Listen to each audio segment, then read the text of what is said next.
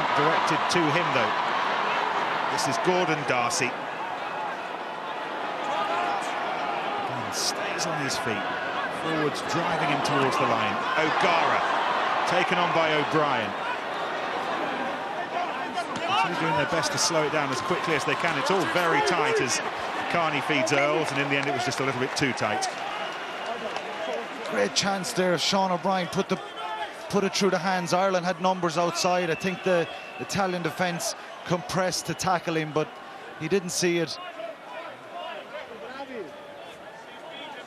Well, if he's showing nerves, Murray, certainly not seeing any. The greenhorn with just 5 caps in a backline that averages 65. That's the test experience he's trying to bridge this evening, but he doesn't look out of place early on.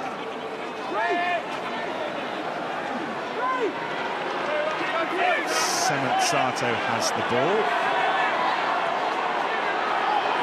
And it's been dribbled back to Zani. You're unbound. Tariso in the end was unbound. Tackled by O'Connell, who was in an offside position. It's a poor penalty, I think. He's saying O'Connell was unbound, comes up to the side. No doubt in his mind, but the Italian line-out has been very, very good at the start. They've won all their line-outs cleanly. Very, very impressed with them in that facet of the game. Italy have completed in half a dozen World Cups now. They've never made the knockout stages, so if you think it's a big night for Ireland, it's just as big for Italy. Fell at this stage 4 years ago to Scotland, you might remember, in Saint-Étienne. 18-16 that night. Every indication early on that it's going to be as tight here in Dunedin. Lots of movement in the line out. Zani was the target and they found him. Canale releasing Mazzi. Sement Sato. Italy with a little bit of fizz in midfield, but Castrogiovanni slowed it down as he tried to find Garcia. Castro tried to make the most of his error. And at least make up for it, but it was too late. Ireland will have the scrum from the knock-on. Great pressure from Ireland midfield. It looked like Castrogiovanni was going to carry, gives a poor pass out the back. Great pressure on the Irish line speed there in defence was forced them into that mistake.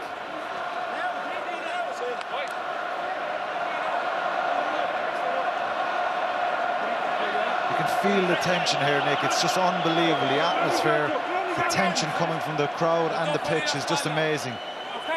Crouch. Touch. Pause. Oh, there's meaning in every engagement. Picked up by Heaslip to Murray, finds O'Driscoll. Carney was missed out. This is Murray again, tackled by Parise.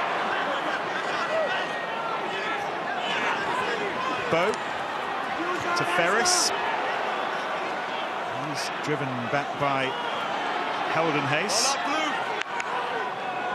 Murray has to pick the ball up off the turf. O'Gara. This is Darcy.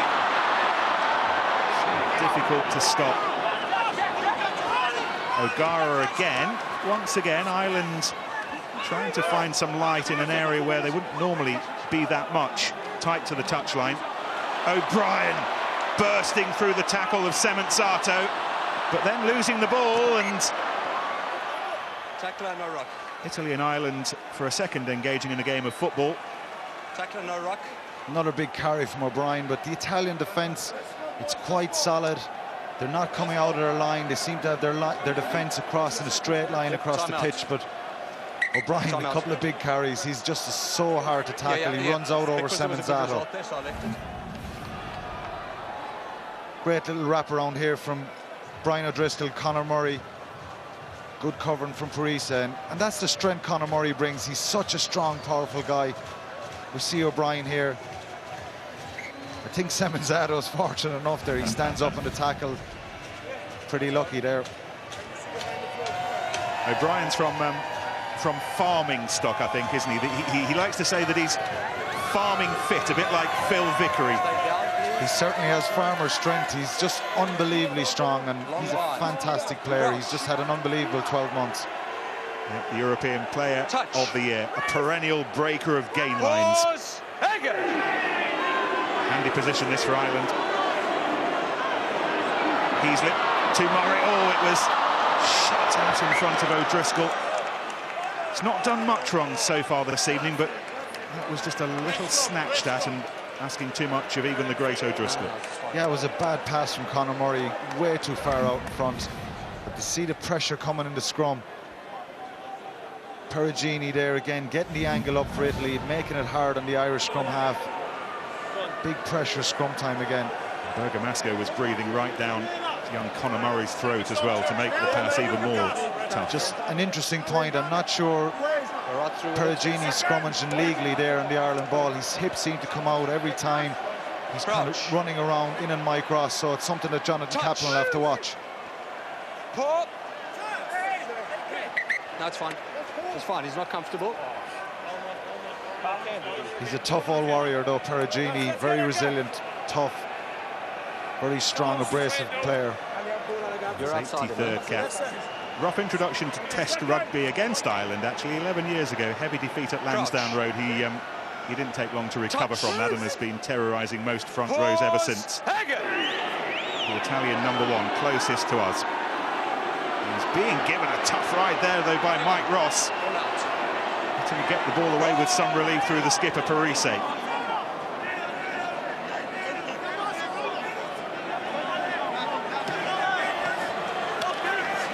At the last half a dozen breakdowns like that, Alan suggested with a little motion of his finger that the ball's going to go high, and it hasn't so far.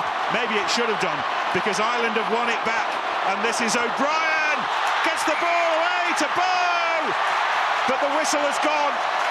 Bow thinks he's scored, so they're close on 30,000 Irish men and women, but a South African thinks otherwise. I'm not sure about that. I think Tommy Bow moves the ball forward in the air, but regathers it. To me, that's not a knock-on. Whether he thought the initial pass, the flick out from Sean O'Brien was forward, we'll have to see it again. Great turnover from Jamie Heaslip, though. Let's have another look at this. See Heaslip in here, great body position. He's so strong in that position. Wonderful turnover for Ireland. O'Brien again running out over O'Cara. See it here. To me, that's a try. I think Tommy Bow holds on to the ball. The first pass was not forward. I think it's a bad call from Jonathan Kaplan. Never miss an opportunity for a good old man hug, though, and whether it was a try or not, those two mates have just got a little bit closer. Never missed an opportunity to give out about the referee either. Your point about Cement Sato and the box kick, though, is an interesting one, because on a number of occasions you've anticipated the kick, and on every occasion Italy have actually tried to run it out of their defence, which in hindsight was not the right decision. Yeah, they're playing a couple of phases. He looks like he's setting up for that box kick. I think they want to try and clear their lines, certainly play one or two phases and get out of the Irish, get out of their own 22. Very quickly, we're into the final 10 minutes of this first half. Touch. Reminder, Ireland need at least a draw to set up the date with Wales in Wellington in the quarterfinals next weekend. Very, very handy Irish scrum again. As much as Italy will have possession again, Giraldini knows that this might be a very long evening if things continue in a similar vein. It's massive pressure in there, and Rory Best is a really, really strong scrummaging hooker. He's probably much stronger than Giraldini. The strength of the Italian pack are the two props, but I think Rory Best is very, very strong scrummager, putting huge pressure there.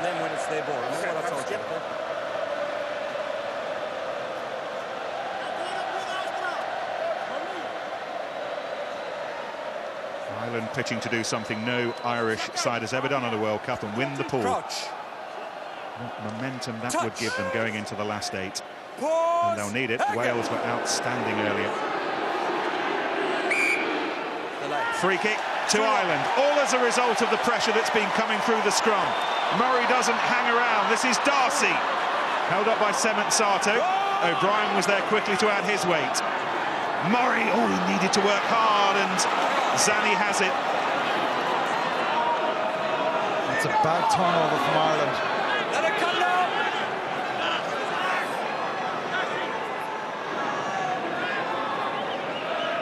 Shoulder-headed Fabio Semenzato to the newly mustachioed Andrea Mazzi. And in by Bowen halfway. Carney back to Bow. Hit by Parise. Murray to the hooker Rory Best, the Ulsterman, 53rd cap this evening. O'Connell thrilled to be involved in the World Cup a year or so ago. Wasn't sure as he struggled with an infection. O'Driscoll, ball back inside from Darcy, looking for Carney. Penalty to Ireland. It's been a very good 5 minutes for the Irish. Far side, not you, not you. I agree, we do the penalty. Be careful with the guys. Cleaning, okay. It's Heldon Hayes not rolling away. Great break there, great pace put onto the ball by Rob Carney. We see it here, the tackle. Heldon Hayes makes no attempt to roll away. Carney can't place the ball. Massey, what he's doing there is quite legal to come in there, and you know the Italians are a bit frustrated by it, but clearly Heldon Hayes didn't roll away. Yeah, pretty much. Problem still for Castrogiovanni, and Andrea Lo Cicero is coming on much earlier than expected. And whether that was hit somewhere in the open or as a result of what's been going on in the scrum, either way, Martin Castrogiovanni's night is over, and so Ireland hope it is World Cup. They'll be ahead if this goes over. I wouldn't be so sure about that. I've seen the Italians take him off before, bringing back on. Well, if he does come back on, he may well be coming back on to a scoreline that has his team behind.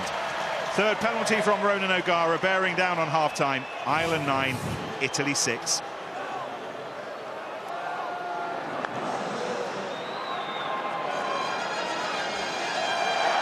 the way Castrogiovanni is ambling off doesn't suggest that he's overly keen to come back on, I have to say. And he's taking his place down on the bench rather than heading to the tunnel. It looks like he's clocked off.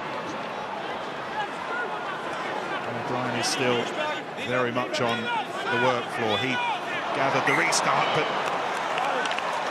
second time in quick succession at the breakdown, Ireland have been a little bit loose and Italy have profited again. Certainly loose there from Conor Murray. Not really sure what happened, but clearly knocked the ball on according to the referee there, and it's a big mistake straight from the kickoff again. That will really frustrate Declan Kidney after scoring.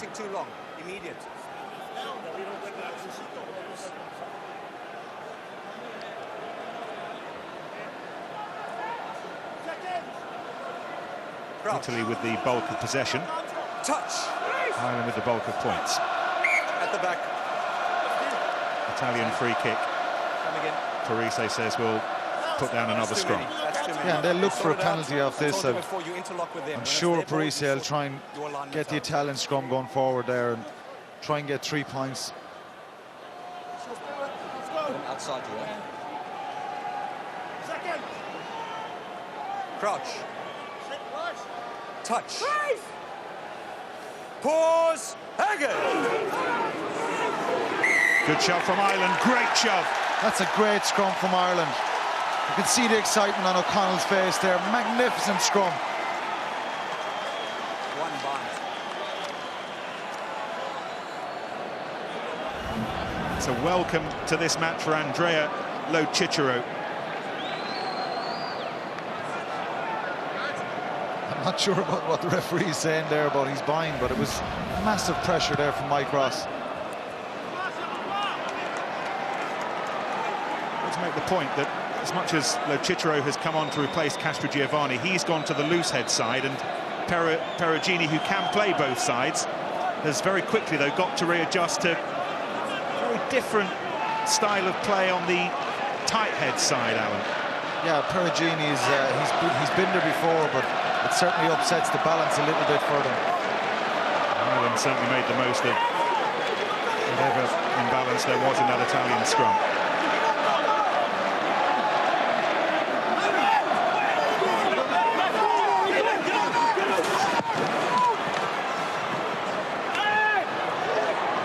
inside Bow. Italy have possession, and this is Giraldini. Still got the advantage.